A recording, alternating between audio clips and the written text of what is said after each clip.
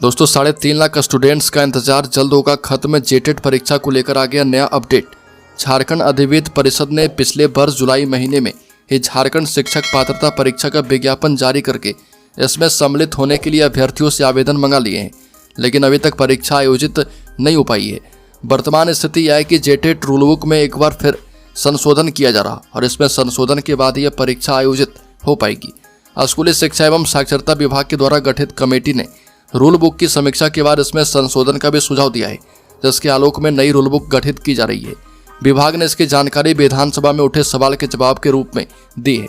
दरअसल जेटेट के आयोजन को लेकर विज्ञापन जारी करने के बाद कई अभ्यर्थियों ने रूल बुक में विसंगतियों की ओर ध्यान आकृष्ट करवाया था और जैक ने भी इस संबंध में विभाग से मार्गदर्शन मांगा था और इसके बाद विभाग ने इसकी समीक्षा के लिए कमेटी गठित की थी। इस कमेटी ने यह परीक्षा उत्तीर्ण होने के लिए सभी विषयों में अलग अलग उत्तीर्ण होने की अनिवार्यता खत्म कर दी है। इसके अलावा परीक्षा के सिलेबस में प्रश्न की कठिनाई के स्तर में भी संशोधन की अनुशंसा की गई है।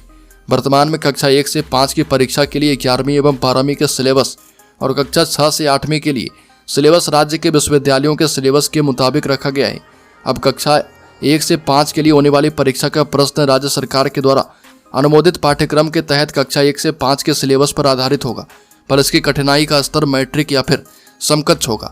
इसी तरह कक्षा 6 से 8 की परीक्षा के लिए प्रश्न राज्य सरकार के द्वारा अनुमोदित पाठ्यक्रम के अंतर्गत कक्षा 6 से 8 के सिलेबस पर आधारित होगा, पर इसकी कठिनाई का स्तर उच्चतर माध्यमिक +2 या फिर इसके समकक्ष होगा।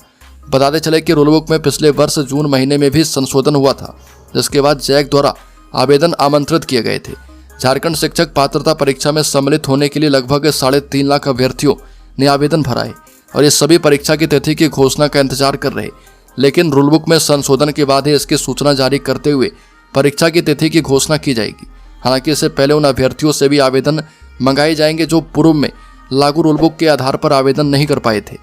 तो दोस्तों इस खबर में इतना ही। झारखंड से संबंधित हर एक न्यूज़ को पाते रहने के लिए सब्सक्राइब करें और बेल आइकॉन जरूर दबा दें।